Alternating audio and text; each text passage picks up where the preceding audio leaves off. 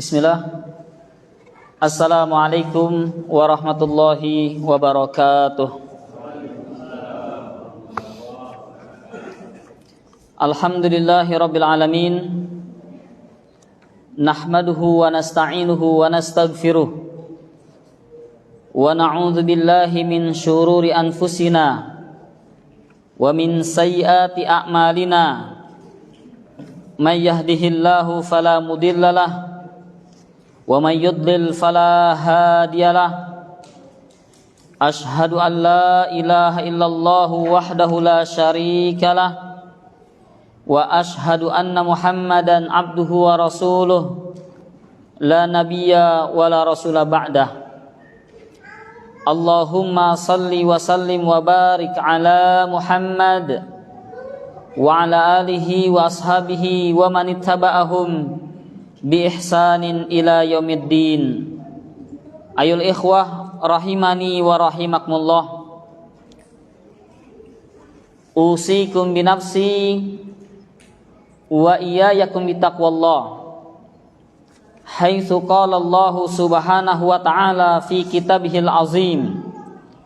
Ba'da a'udzu billahi minasyaitonir rajim. Ya ayyuhalladzina amanu ittaqullah haqqa tuqatih wa la tamutunna illa wa antum muslimun. Wa qala subhanahu jalla wa ala fil ula.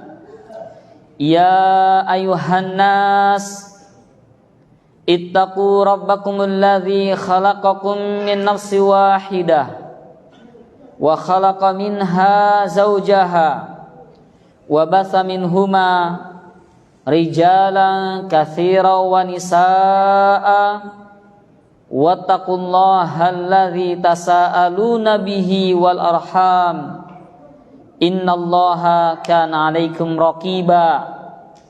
Wa qala subhanahu jalla dzikruhu ya ayyuhalladzina amanu ittaqullaha wa qulu qawlan sadida yuslih lakum a'malakum wa yaghfir lakum dzunubakum wa may yuti'illaha wa rasulahu faqad faza fawzan 'azima. Wa ba'du, i'lamu rahimani wa rahimakumullah fa inna ahsanal kalam kalamullah wa khairal huda huda Muhammadin Nabi sallallahu alaihi wasallam wa syarrul umur muhdatsatuha fa inna kulla muhdatsatin bid'ah wa kulla bid'atin dhalalah wa kulla dhalalatin finnar. Amma ba'du.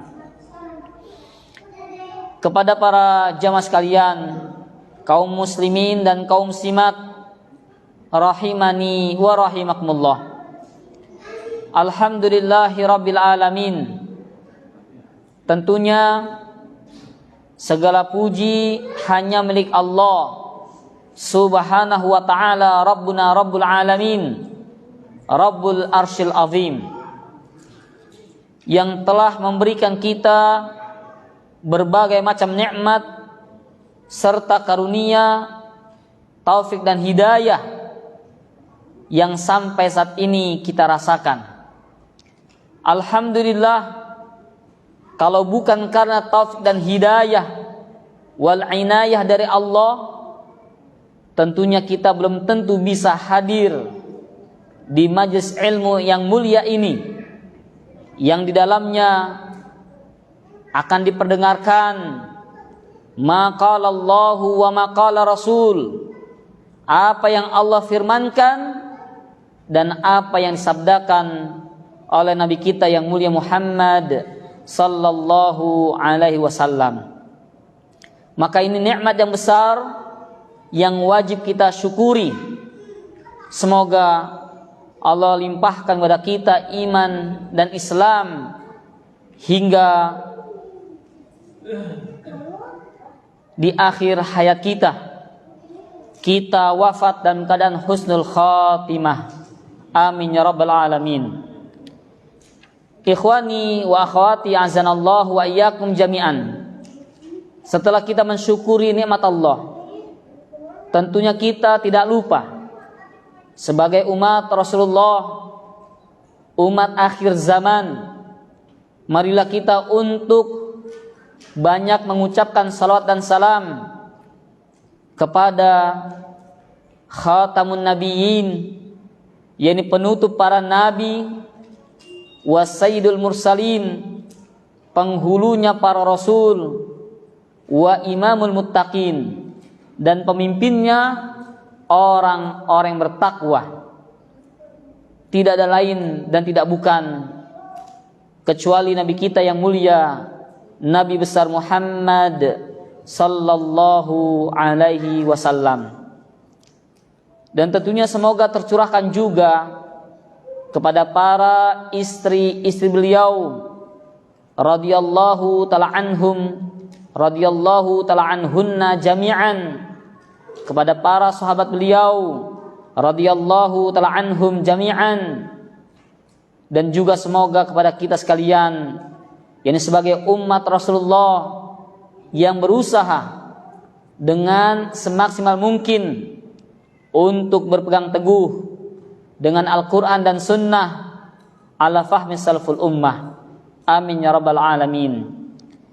Ma'asyiral muslimin rahimakumullah, di kesempatan yang berbahagia ini, insya Allah ta'ala kita akan yakni mencoba mengingat-ingat bahwasanya 28 hari yang lalu kita begitu semangatnya beribadah kepada Allah pada bulan suci Ramadan. Karena saat ini kita berada yakni tepat pada tanggal 28 Mei 2022 Masehi, yang bertepatan dengan tanggal 27 Syawal 1443 Hijriyah. Artinya kita masih berada di bulan Syawal. Syawal makna secara harfiah artinya meningkat. Karena apa? Seharusnya setelah 1 bulan lamanya kita digembleng, kita dididik oleh bulan suci Ramadan untuk melakukan amalan-amalan saleh di bulan tersebut, baik berpuasa, salat 5 waktu secara berjamaah di masjid, bahkan kita tidak meninggalkan salat sunnah, rawatib, qabliyah dan ba'diyah. Bahkan kita secara tidak langsung, sadar maupun tidak sadar, sesungguhnya Ramadan telah banyak mengajar kepada kita berbagai macam hal. Contoh saja, ternyata selama ini sebenarnya kita mampu untuk berpuasa sunnah Senin dan Kemis. Karena di bulan Ramadan kita pasti bertemu dengan yang namanya Yaumul Isnain wal Yaumil Khamis, hari Senin dan Kemis. Ternyata kita bisa berpuasa Senin dan Kemis. Bahkan kita mampu berpuasa Ayyamul Bid, yakni hari-hari di malam purnama, tanggal 13, tanggal 14, tanggal 15 di bulan-bulan Hijriyah. Dan itu kita lalui di bulan Ramadan.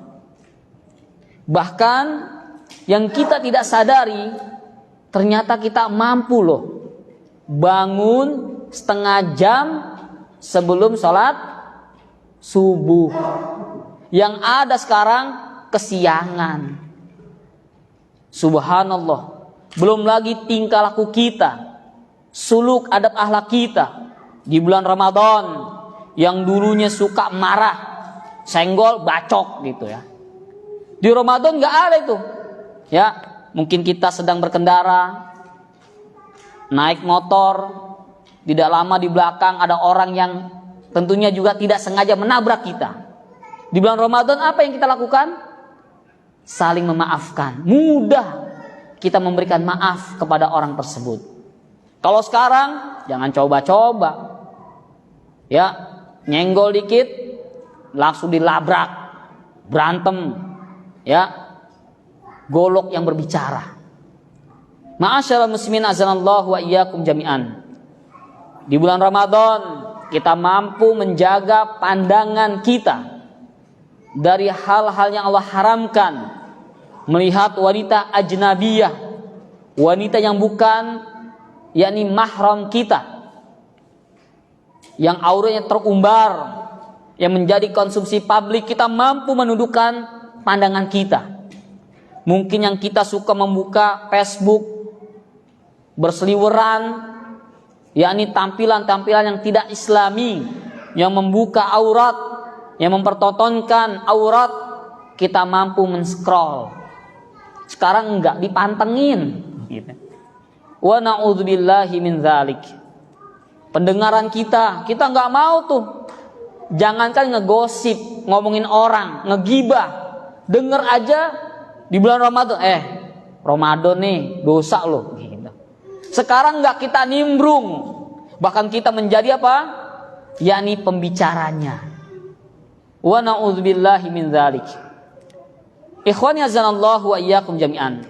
Maka Ramadan usai tentunya bukan berarti ibadah yang pernah kita laksanakan, baik sholat, baik saum, belum lagi tilawatul Quran, membaca Al-Quranul Karim, dan ibadah-ibadah yang lain yang pernah kita kerjakan, bukan berarti berakhirnya Ramadan, berakhir pula ibadah itu sendiri.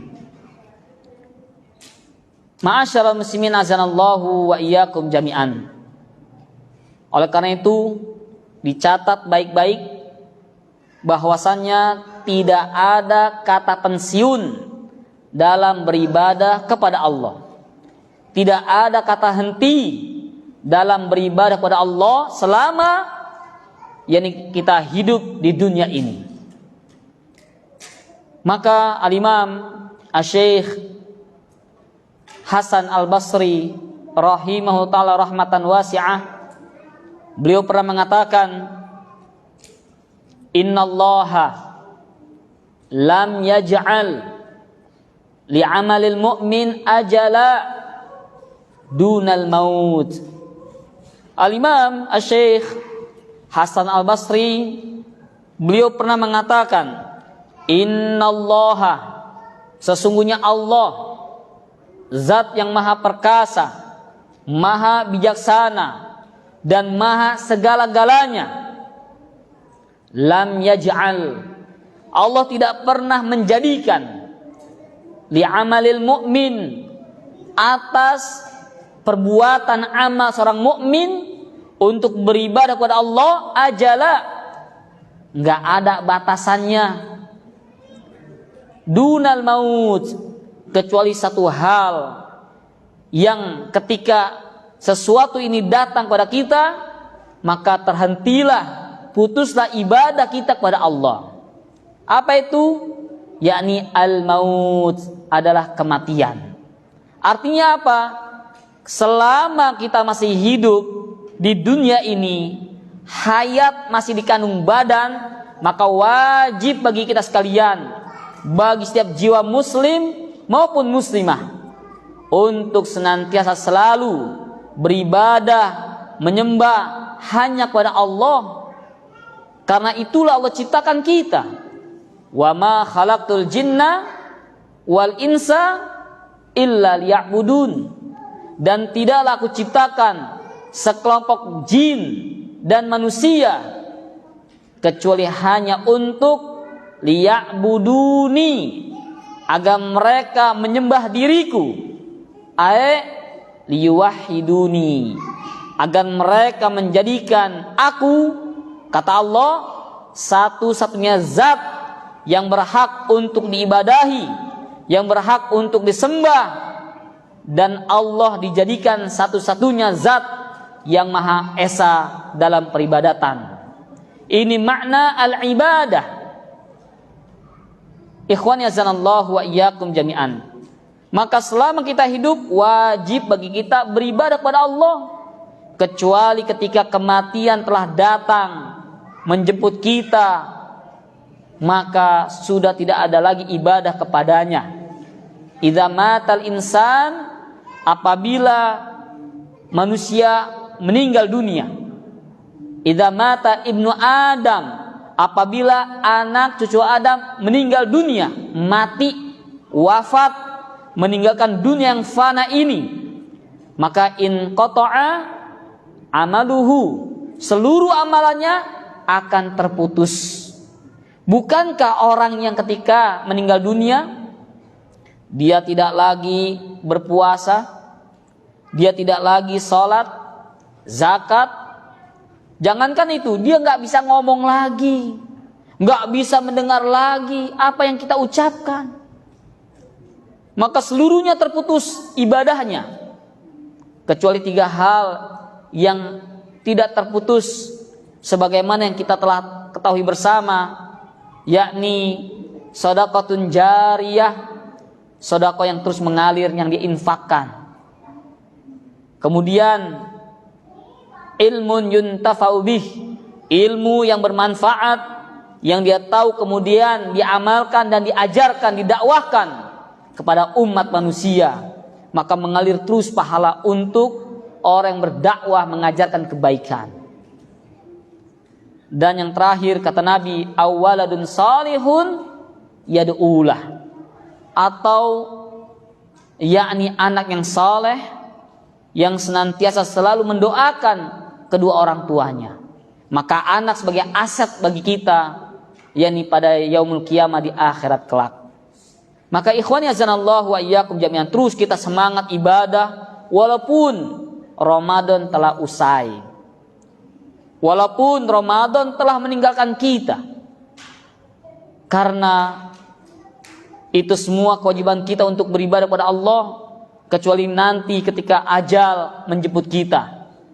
Tentunya hal ini perkataan al-Imam Syekh Hasan al-Basri senada dengan firman Allah, yakni dalam surat Al-Hijr ayat yang ke-99. Allah berfirman, a'udzu billahi minasyaitonir rajim, wa'bud rabbaka hatta ya'tiyakal yaqin. Wa'bud rabbaka, dan beribadalah kamu kepada Rabbmu. Wa'bud rabbaka, dan sembahlah Rabbmu.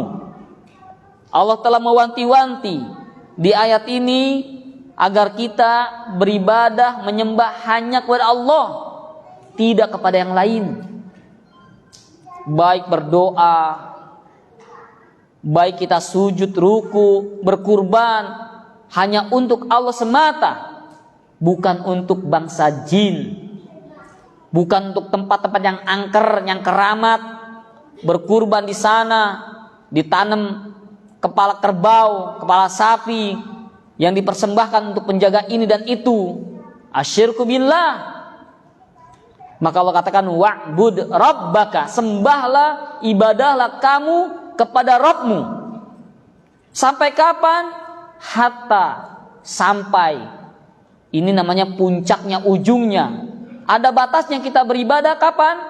Hatta ya'tiyakal yaqin, sampai datang kepadamu, yakni al-yaqin, keyakinan. Apa yang dimaksud dengan al-yaqin? Kata Abdullah ibnu Abbasin radhiyallahu ta'ala anhu, al-yaqin ay bimakna al-maut, yakni kematian. Artinya apa? Ketika sudah wafat, meninggal dunia, mati, maka sudah selesai ibadah kita di dunia ini. Al-yaqin, keyakinan. Kenapa? Karena al-maut, kematian merupakan sesuatu yang pasti, yang yakin akan terjadi.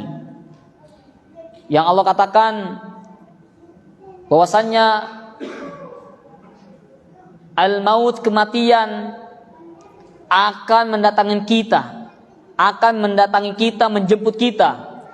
Walau kuntum fi burujim musyayyadah, sekalipun kamu lari darinya, kamu bersembunyi, ngumpet, yakni di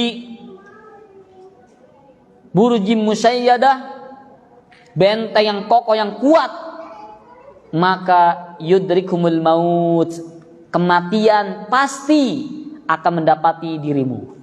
Maka kita nggak bisa lari dari yang namanya al-maut, karena al-maut adalah suatu yang yakni al-yakin, pasti terjadi. Ma'asyiral muslimin, a'azanallahu wa iyyakum jami'an. Kemudian suatu hari al-Imam Bishr al-Hafi rahimahullah ta'ala rahmatan wasi'ah, beliau pernah dikatakan kepadanya, dikhabarkan kepadanya, yuqalu lahu inna qauman, sesungguhnya di sana ada suatu kaum yang mereka yata'abbadunallah, yang mereka beribadah kepada Allah fi Ramadan, di bulan Ramadan. Bahkan kata orang tersebut mengkhabarkan keadaan kaum tersebut, yajtahiduna fil a'mal, mereka sungguh bermujahadah, bersungguh-sungguh, giat, getol kalau bahasa kita. Mujahadah, giat, semangat, ya. Kalau kita lihat ketika 10 hari terakhir di bulan Ramadan, apa yang mereka lakukan? Dia tinggalkan berbagai macam aktivitas duniawiyah. Nggak dagang, nggak kerja, bahkan ngambil cuti. Bahkan pulang kampung pun ditunda nanti habis lebaran. Untuk apa? Yakni al-mujahadatu fil a'mal. Mereka semangat sungguh-sungguh dan beramal untuk meraih malam Lailatul Qadar. Semangat. Di masjid ini nih kalau nggak salah hampir 40 sampai 60 Pak ya. Ya, walaupun itikaf kalong katanya, malam doang. Paginya udah hilang gitu ya. Tapi nggak apa-apa, la ba'sa bih. Namun mereka semangat. Bahwasannya dahulu dikabar kepada al-Imam Bishr al-Hafi ada suatu kaum yang seperti itu, beribadah kepada Allah di bulan Ramadan, wa istahiduna fil a'mal, mereka sungguh-sungguh giat dalam beramal saleh, baik memberikan takjil, infak dan sedekah, murah senyum, mudah memberikan maaf kepada orang lain. Intinya mereka mujahadah.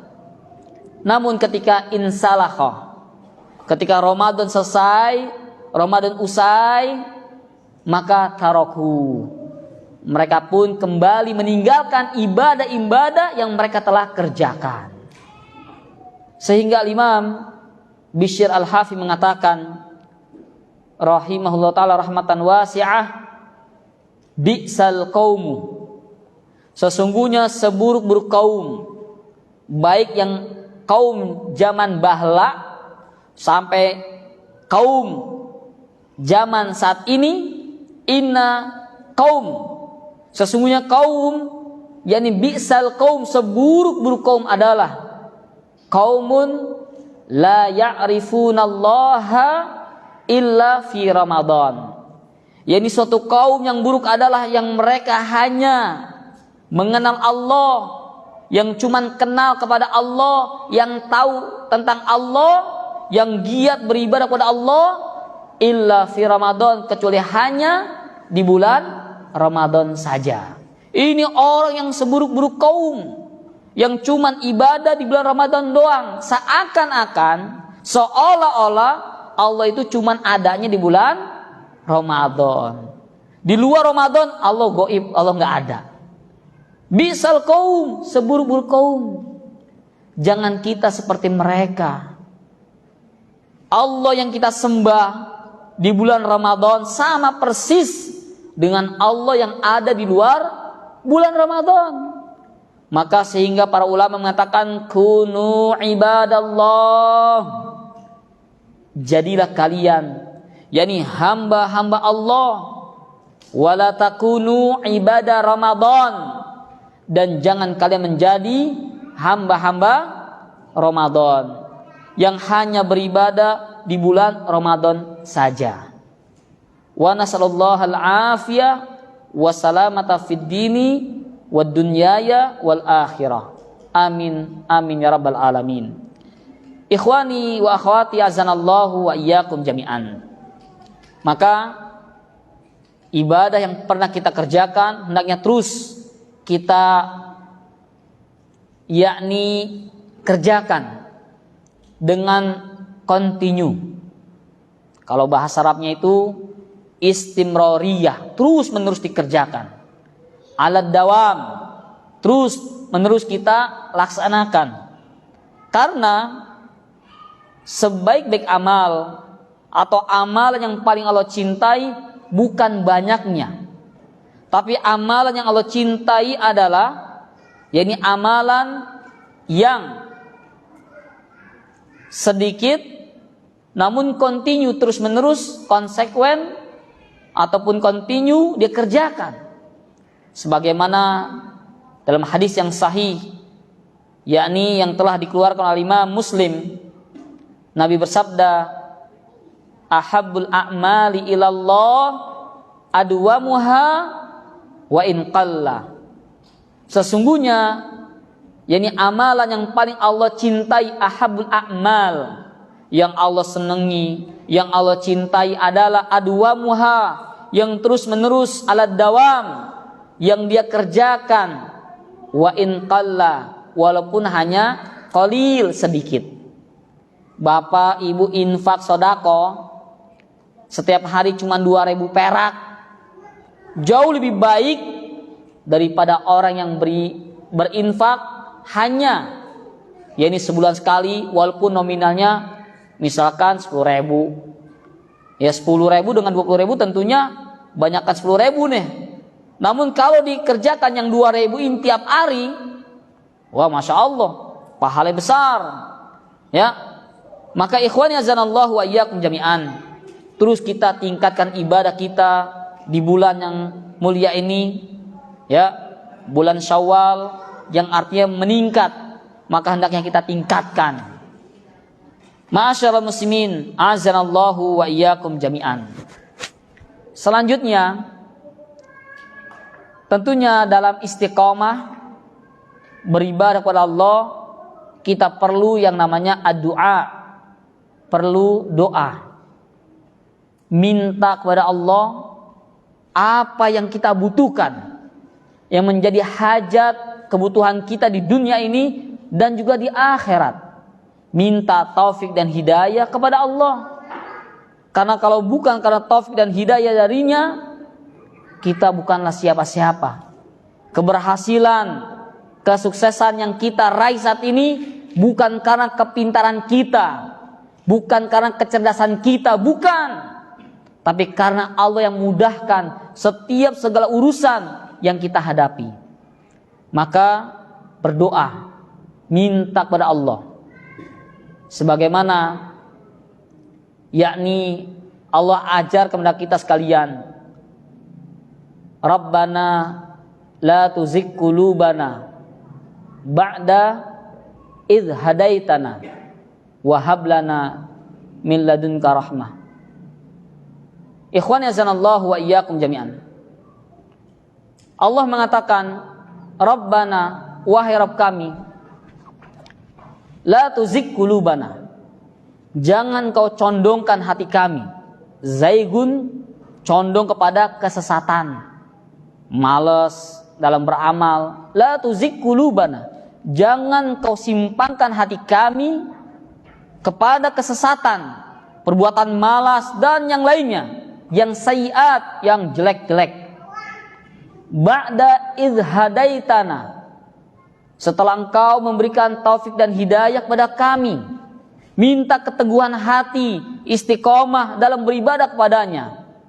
Ba'da idh hadaitana wa hab lana min ladunka rahmah, dan berikanlah kepada kami dari sisimu ya Allah berupa rahmatmu, kasih sayangmu. Innaka antal wahhab, Sesungguhnya engkau adalah zat yang maha pemberi. Minta kepada Allah, jangan pernah bosan. Allah beda dengan makhluk.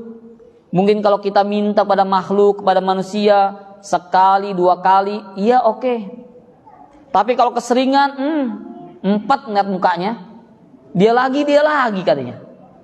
Kalau kata orang Jakarta bilang 4L, lo lagi. Bosen.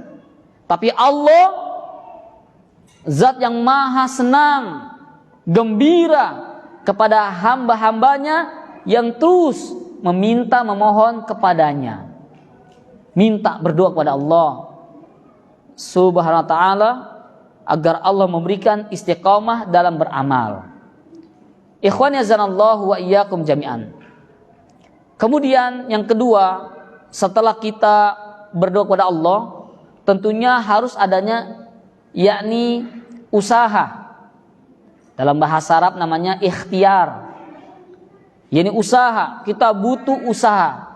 Jangan hanya ibadah saja, doa dan doa saja, namun dunal amal, tidak ada usaha. Ya. Oleh karena itu ada peribahasa Indonesia mengatakan doa tanpa usaha itu bohong. Doa doang nggak usaha, bohong. Namun kalau ada orang yang usaha saja, kerja saja tanpa berdoa, itu orang sombong. Maka harus adanya ad-du'a'u, doa wal amal, dan usaha, ikhtiar.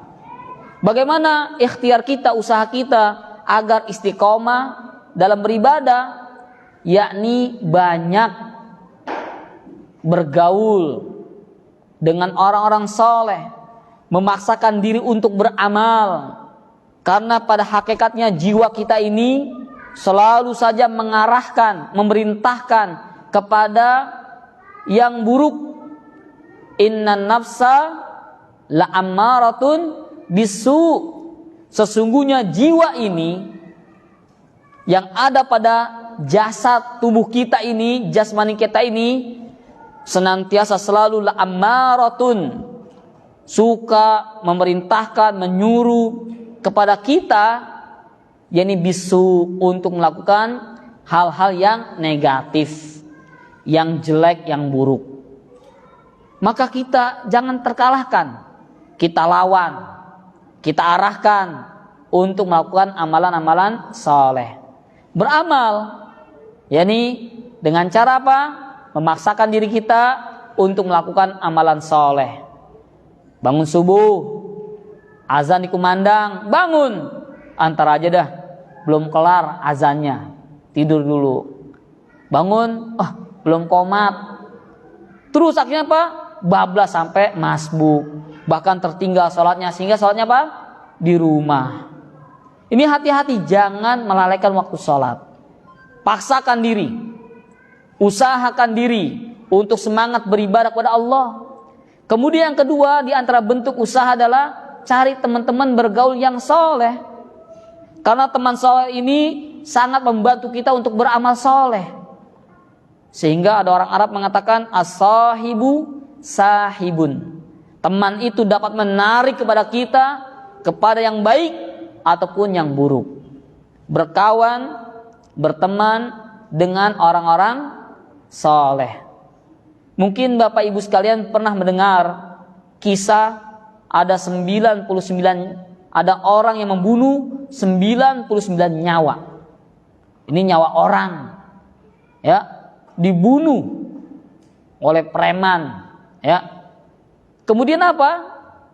Dia mendatangi seorang rahib, seorang pendeta, dengan berkata, "Wahai rahib, bagaimana pendapat Anda jika ada orang yang annahu qad qatala tis'ina nafsan, jika ada orang yang telah membunuh 99 nyawa, halau taubah, apakah ada pintu taubat baginya?" Ini orang cerdik, Pak. Dia nanya kepada rahib pendeta ini dengan mengatakan annahu, bagaimana pendapat Anda jika ada orang yang telah membunuh tis'a wa tis'ina nafsan, 99 orang. Dia nggak bilang nih saya pernah membunuh 99 orang.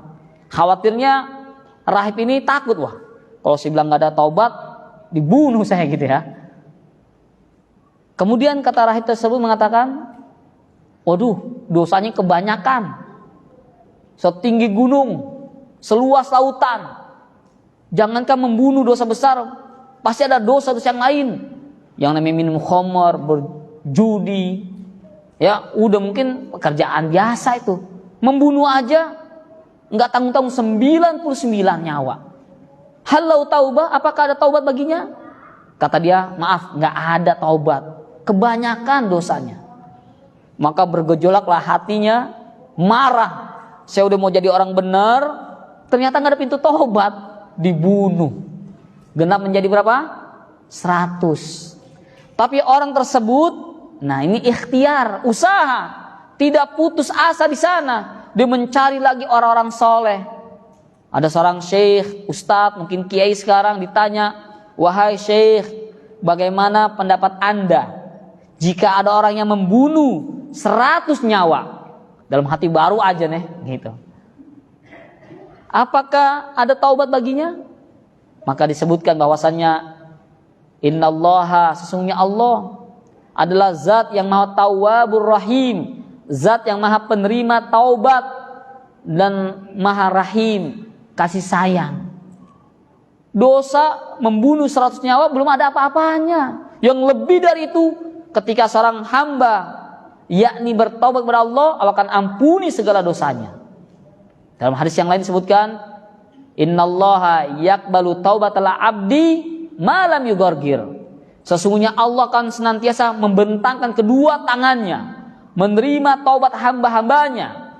Innallaha yaqbalu taubatal abdi ma lam yughargir. Selama nyawanya belum sampai ke tenggorokan, ke kerongkongan.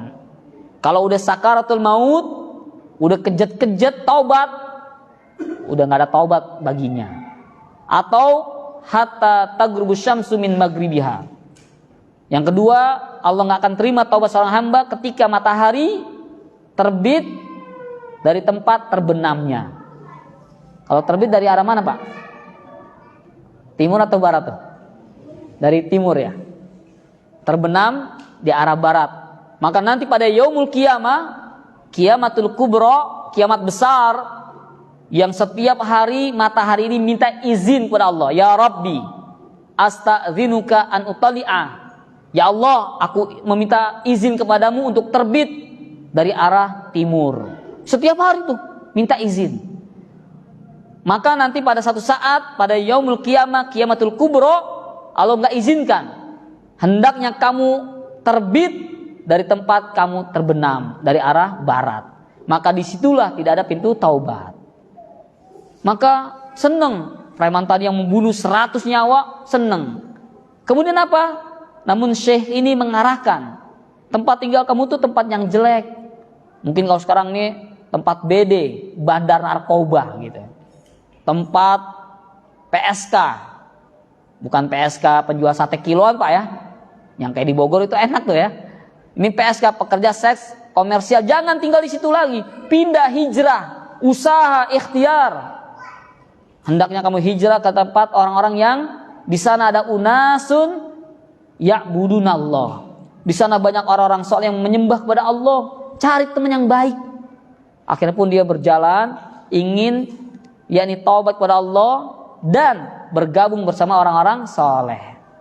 Namun ternyata di pertengahan jalan ajal menjemputnya. Sehingga apa? Meninggal dunia. Maka malaikat rahmat dengan malaikat azab ya berebutan. Wah ini nyawa hak saya nih, kata malaikat maut. Malaikat azab. Ini orang emang udah taubat tapi belum nyampe ke tempat tujuannya. Belum sah, belum diterima taubatnya, ditarik. Kata malaikat rahmat, oh nanti dulu. Ini orang niatnya udah tulus, ikhlas karena Allah, cuman memang kebetulan belum nyampe aja. Ini hak saya main tarik-tarikan. Maka akhirnya pun Allah mengutus, yakni rajulun soleh, yakni seorang laki-laki yang soleh, Udah nggak usah debat, kita cek aja lebih dekat mana jaraknya ke tempat orang-orang yang soleh, unasun ya'budunallah atau tidak. Ketika dicek, diukur, cuman beda shibron, hanya sejengkal, lebih dekat kepada orang-orang yang soleh. Akhirnya pun apa? Dia masuk surga. Innamal a'malu bil khawatim. Sesungguhnya amalan seorang itu baik buruknya lihatlah di akhir hayatnya. Maka ikhwani azanallahu wa iyyakum jami'an, semoga kajian ini dapat membangkitkan kita kembali untuk senantiasa selalu istiqomah beramal, beribadah kepada Allah walaupun tidak di bulan suci Ramadan. Amin ya rabbal alamin. Kita cukupkan sampai sini dulu. Nanti pada isya saja ada soalun wa jawabun. Terima kasih. Wabillahi taufiq hidayah. Wassalamualaikum warahmatullahi wabarakatuh. Astaghfirullahalazim wa atubu ilaik. Rabbana la tuzigh qulubana.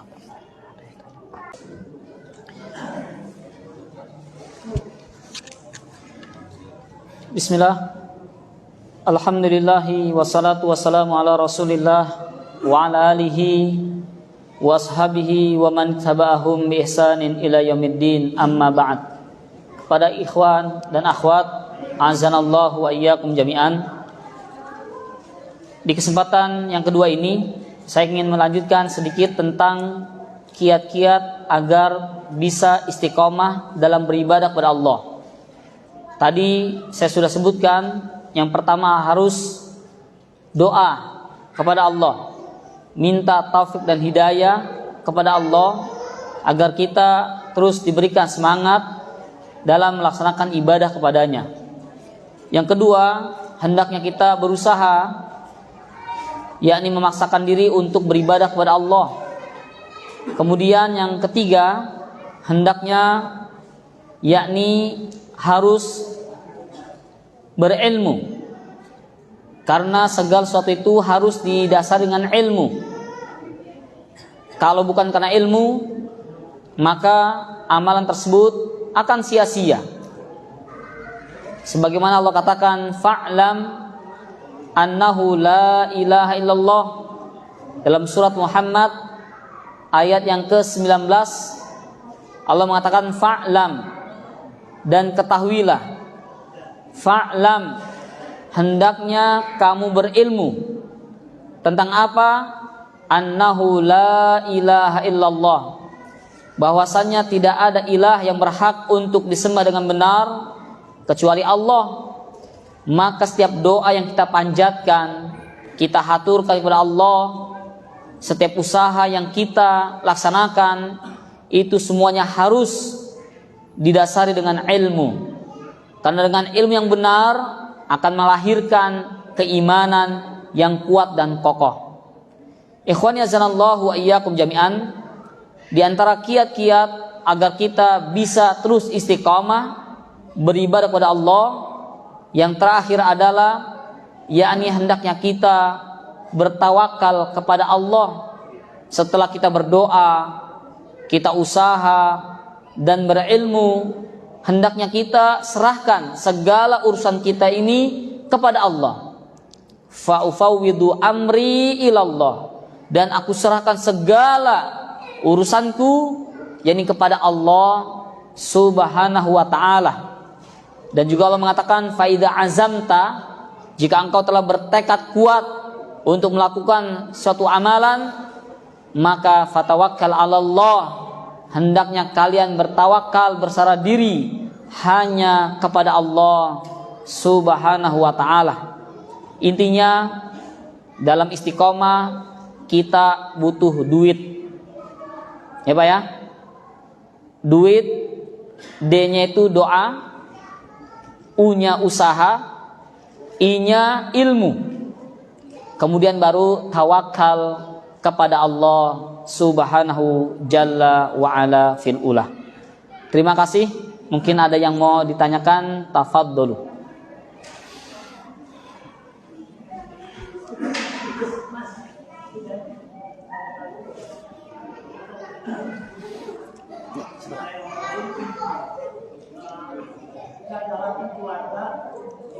keluarga ada salah satu orang yang meninggal dunia, kemudian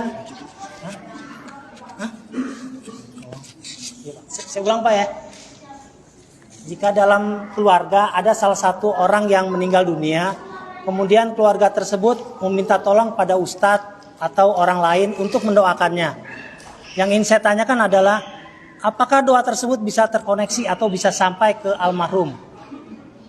Kemudian yang kedua Ustadz, jika ada anak yang terlahir dari keluarga yang non muslim, kemudian pada umur 1 tahun anak tersebut meninggal dunia.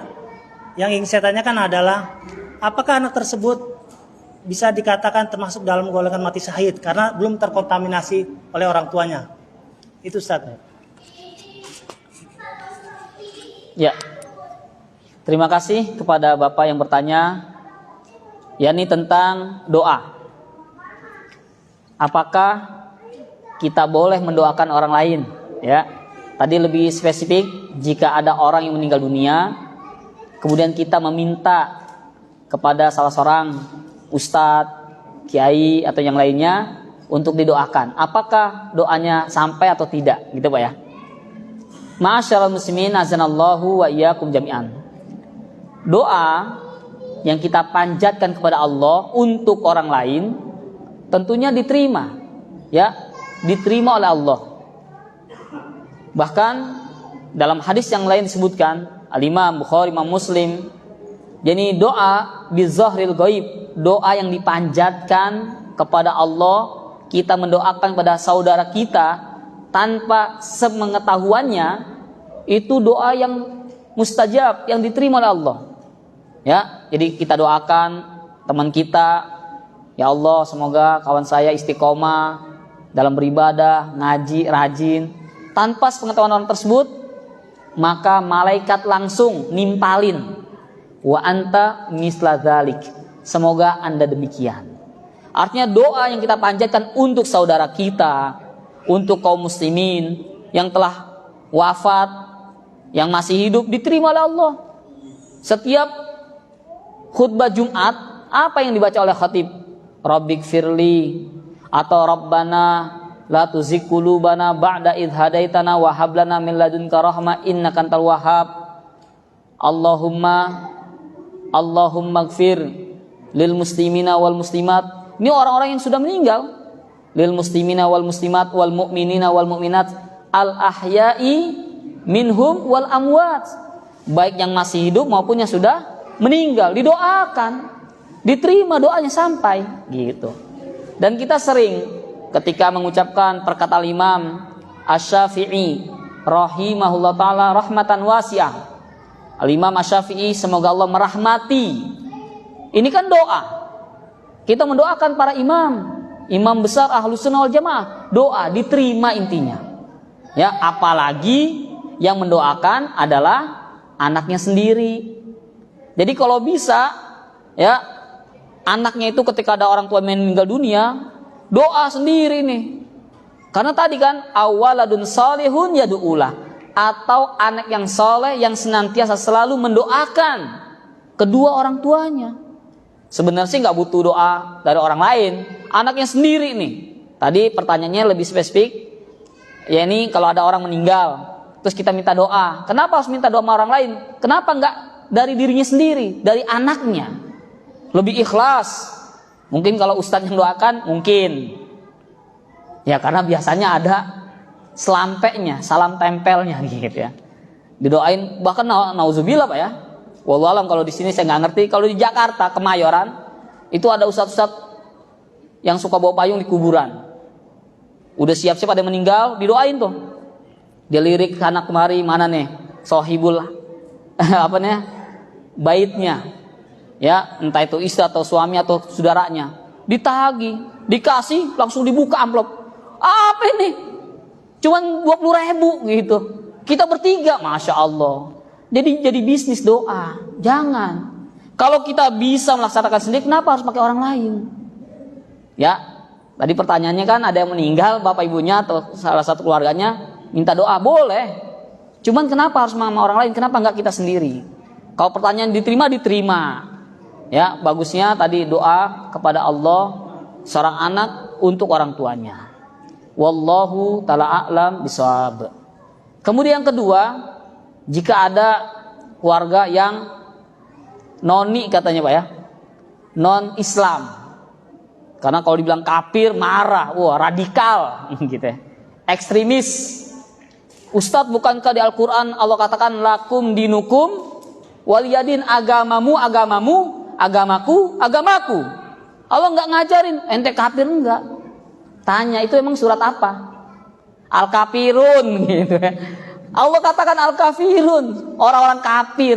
Itu bunyinya lakum dinukum waliyadin. Tapi ya sudahlah, kita sebutkan non muslim. Berarti kalau non muslim non surga. Berarti adanya di neraka, berarti non stop nanti siksanya. Ma'asyiral muslimin azanallahu wa iyyakum jami'an. Kalau ada keluarga yang non muslim kemudian meninggal dunia yang belum balik, kalau 1 tahun belum balik itu Pak ya. Jadi disebutkan ya, dalam hadis yang sahih dari Imam Muslim ya, Nabi mengatakan kullu mauludin yuladu 'alal fitrah. Sesungguhnya setiap bayi yang dilahirkan di atas muka bumi ini yuladu 'alal fitrah, mereka semuanya dilahirkan dalam keadaan fitrah. Fitrah disebut di sini disebut adalah maksudnya dalam keadaan Islam. Karena sebelum lahir ya, keluar dari rahim orang tuanya, dari ibunya, akan ditanya dulu oleh Allah. Ya. Alastum, apakah engkau bersaksi bi anni rabbukum, bahwasanya aku adalah Rabb kalian? Qalu bala, ya, gitu. Semua bayi itu ditanya, apakah saya ini Rabb kamu? Qalu bala, ya. Lahir. Jadi dalam keadaan Islam semuanya Pak. Fabawahu, maka kedua orang tua inilah yang menjadikan anak tersebut yuhawidanihi, menjadi seorang Yahudi, au yunasiranihi, atau menjadi seorang Nasrani, au yumajisanihi, atau menjadi seorang Majusi, penyembah api gitu. Fa in kana muslimaini fakana muslim. Jika kedua orang tuanya muslim, maka otomatis anaknya muslim. Artinya selama dia belum balik terus wafat mati, maka mereka menjadi wildan mukhalladun. Jadi menjadi pelayan-pelayan di surga, masuk surga. Jadi kalau Bapak pengen tahu penghuni surga, itu anak kecil, anak bayi yang meninggal dunia, mereka adalah ahlul jannah, penghuni surga. Wallahu ta'ala a'lam bishawab. Ada lagi yang lain? Masya Allah. Waalaikumsalam warahmatullahi wabarakatuh. Mau nanya masalahnya anak seorang kafir kan masih fitrah. Umpama ini dekat, apa harus disolatkan atau tidak? Begitu Ustadz. Maksudnya diselawatkan? Maksudnya Oh, disolatkan. seorang bayi itu kan masih fitrah. Tiba-tiba meninggal. Kita yang tetangganya sebagai orang yang meninggal itu kan wajib disolatkan. Tiba-tiba mereka itu kan orang non muslim, tapi masih fitrah, yang meninggal itu bayi. Apa kita harus menyalatkan ayat itu, apa tidak berdosa? Masya Allah. Ya, Taib, terima kasih. Ini pertanyaan asing nih Pak ya. Ini pertanyaan boleh buat PR nggak nih? Iya, saya juga belum pernah ada yang nanya seperti ini. Ya, ya, alhamdulillahi wassalatu wassalamu ala rasulillahi la haula wala quwata illa billah wa ba'du. Yang pertama, kita yang masih hidup memiliki kewajiban ya terhadap orang yang telah wafat, yang muslim, yang mukmin. Ada hak mereka, walaupun mereka sudah meninggal. Ada 4 hak mereka yang wajib kita tunaikan. Yang pertama, yakni dimandikan. Habis dimandikan diapain? Dikafankan. Terus disolatkan. Habis itu kuburin. Jangan suruh datang ke kuburan sendiri. Nah, ini hak mayit gitu. Nah, kemudian pertanyaan tadi tentang bagaimana jika tetangga kita yang anaknya yang non muslim tadi meninggal, yang masih kecil, apakah kita menyolatkan juga? Karena kan secara tidak langsung dia sudah muslim, Pak, ya, gitu. Ma'asyiral muslimin azanallahu wa iyyakum jami'an. Ini kasus yang baru nih, Pak. Wallahu ta'alam, saya terus terang aja, saya nyerah deh. Belum tahu jawabannya. Nanti kalau ngarang bahaya. Allah katakan wala taqfu ma laisa laka bihi ilmun. Inna sam'a wal basara wal fuada kullu ulaika anhu mas'ula. Jangan kau ngomong sembarangan tanpa ilmu. Ya, karena pendengaran kita, mata kita, hati kita seluruhnya akan dimintai pertanggungjawaban oleh Allah Subhanahu wa taala. Jadi jawabannya PR. Saya nggak tahu, Pak Haji. Insya Allah nanti saya buka-buka kitab lagi, buku lagi, atau nanti bisa ditanyakan ke ustadz yang lain. Ya, terima kasih. Jazakumullahu khairal jaza. Yang terakhir, ya silakan.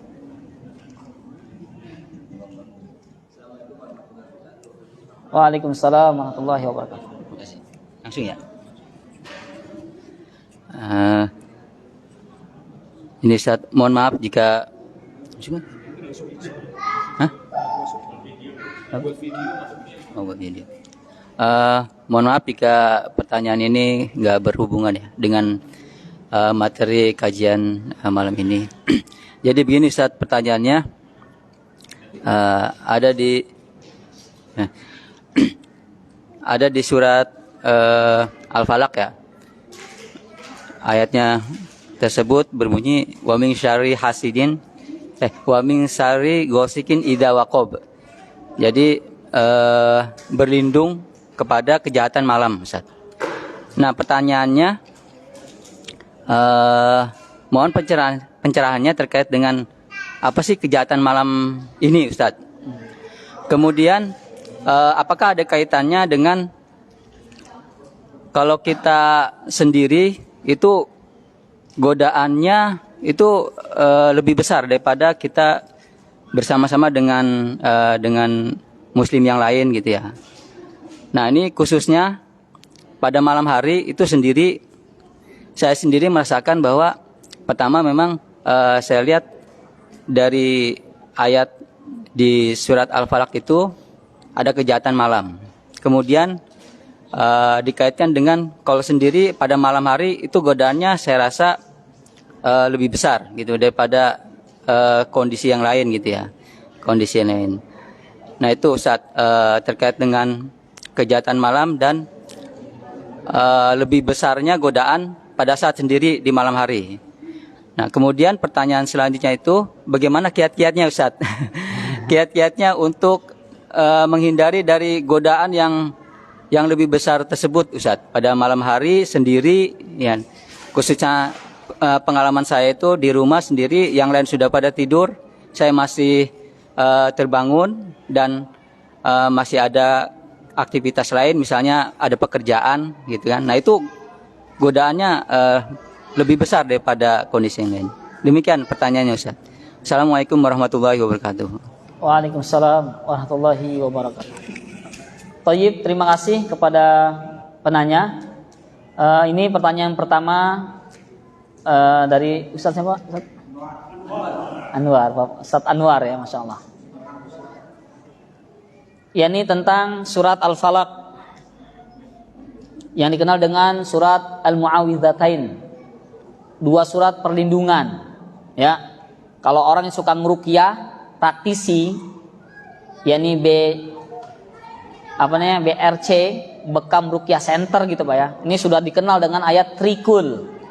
Tiga kul, yang ada kul a'udzu birabbin nas, kul a'udzu birabbil falaq, kul huwallahu ahad. Ma'asyiral muslimin rahimani wa rahimakumullah.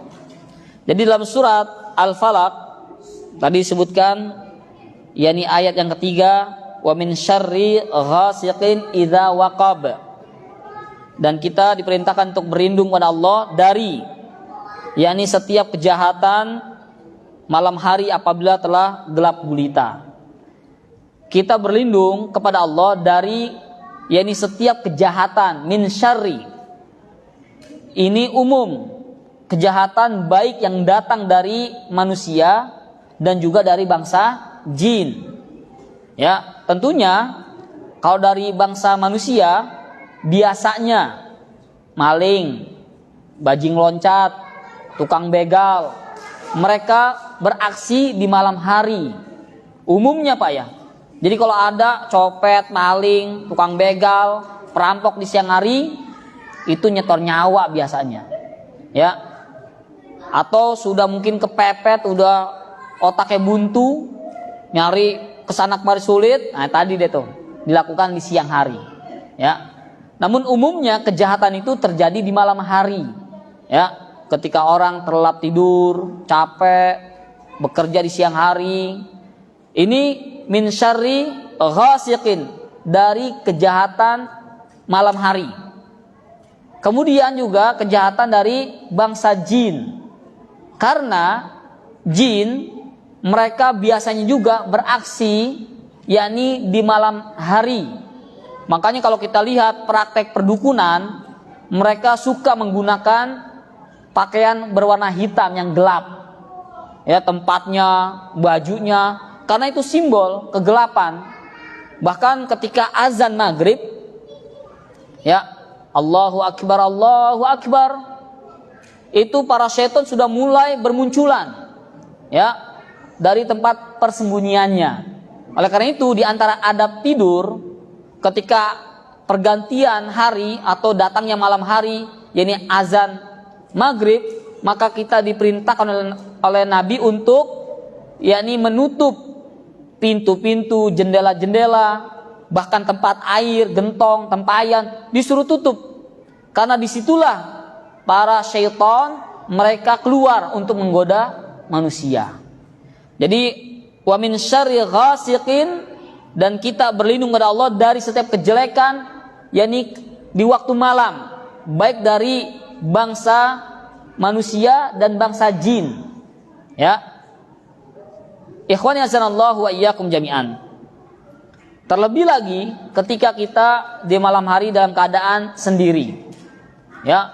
Itu sungguh kejahatan itu sangat berpotensi terjadi pada diri kita jika kita dalam keadaan sendiri. Bapak naik motor malam-malam jam 1, jam 2 malam, tempat sepi gelap. Tukang begal seneng banget itu ya. Maka kesendirian lebih membahayakan diri. Ya. Atau tidur kita sendirian, ya. Maka itu pun berpotensi untuk digoda oleh syaitan. Ya. Entah itu tidur ataupun kita dalam keadaan terjaga. Ya, ditakut-takutin lah, lagi enak baca Quran, ada aja tuh suara apa, takut gitu. Ya. Maka ini ikhwani azanallahu wa iyyakum jami'an, untuk menghilangkan itu semua, maka kita berlindung kepada Allah dari setiap kejahatan, kejelekan, yakni di waktu malam, baik dari manusia itu sendiri atau dari bangsa jin. Pertanyaan kedua dari Ustadz Anwar, bagaimana kiat-kiatnya agar kita terhindar dari kejahatan tersebut? Tentunya ikhwan yazanallahu wa iyyakum jami'an. Yang pertama, kiat-kiatnya untuk menghindari itu semua, kita berlindung hanya kepada Allah. Karena Allah adalah Rabbul Alamin, Rabbul Jalalah, yang menguasai segala alam semesta ini. Minta perlindungan hanya kepada Allah, jangan kepada yang lain. Ya, minta. Di antaranya baca surat ini, An-Nas, Al-Falaq, ya. Karena kalau godaan dari bangsa syaitan, bangsa jin lebih mudah, Pak. Dibaca ini kabur, takut dia. Beda sama setan dari bangsa manusia. Dibacain Quran bukannya takut, nyengir gitu ya. Azan bukannya ke masjid, malah maksiat. Ya. Ini lebih mudah kita sebenarnya menangani yakni bangsa syaitan, bangsa jin. Bacain surat ini kabur dia. Sebesar apapun bangsa jin, ketika kita lewat, kemudian kita lihat baca bismillah, mengecil dia seperti lalat. Atau baca doa, a'udzu bikalimatillahi tammati min syarri ma khalaqa. Itu doa singgah di satu tempat.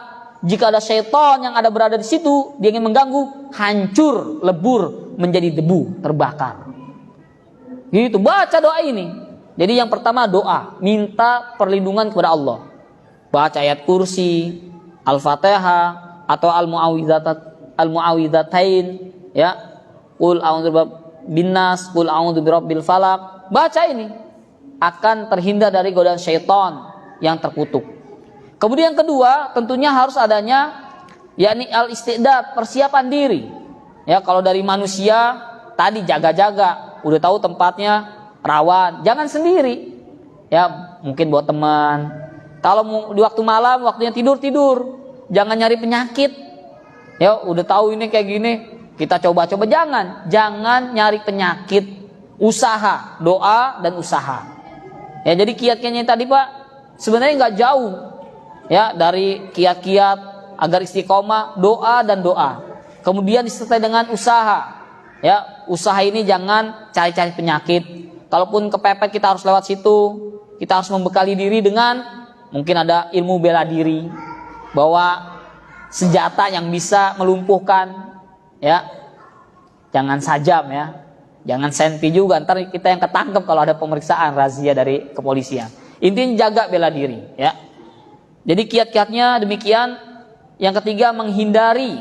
Setelah kita doa, usaha. Yang ketiga menghindari sesuatu yang membuat terjadinya kejelekan yang menimpa diri kita. Hindari. Lebih baik kita menghindari daripada mencoba menantang maut. Ya, menantang terjadinya sesuatu yang kita tidak inginkan. Wallahu ta'ala a'lam shawab. Saya kira ini saja Bapak Ibu sekalian yang saya muliakan. Semoga kajian ini tentunya bermanfaat bagi saya pribadi dan bagi para jamaah sekalian. Insya Allah Ta'ala di pertemuan yang akan datang kita akan mencoba membahas kitab yakni Syarah Hadis Arba'in An-Nawawi, melanjutkan dari Ustadz kita, guru kita yakni Al-Ustadz Al-Fadil Ustadz Beni Ardiansah Hafizahullah Ta'ala Hifdzan Taman. Ya, kita mulai bulan depan kita akan mengadakan kajian rutin, yakni kajian membahas kitab Hadis Arba'in An-Nawawi. Oleh karena itu kami menghimbau kepada seluruh para jamaah diusahakan kalau bisa yakni punya kitabnya. Ya, karena yang namanya menuntut ilmu itu butuh modal, bulgoh. Beli bukunya, dicatat, jangan jiting, ngaji nguping gitu ya. Di sini apal, keluar dikit hilang, bubar ilmunya ya. Terima kasih ya, saya ucapkan jazakumullahu khairal jaza. Mari kita tutup kajian ini dengan membaca doa kafaratul majlis. Subhanaka Allahumma wa bihamdika asyhadu an la ilaha illa anta astaghfiruka wa atubu ilaik. Wabillahi taufiq wal hidayah. Wassalamualaikum warahmatullahi wabarakatuh. Assalamualaikum.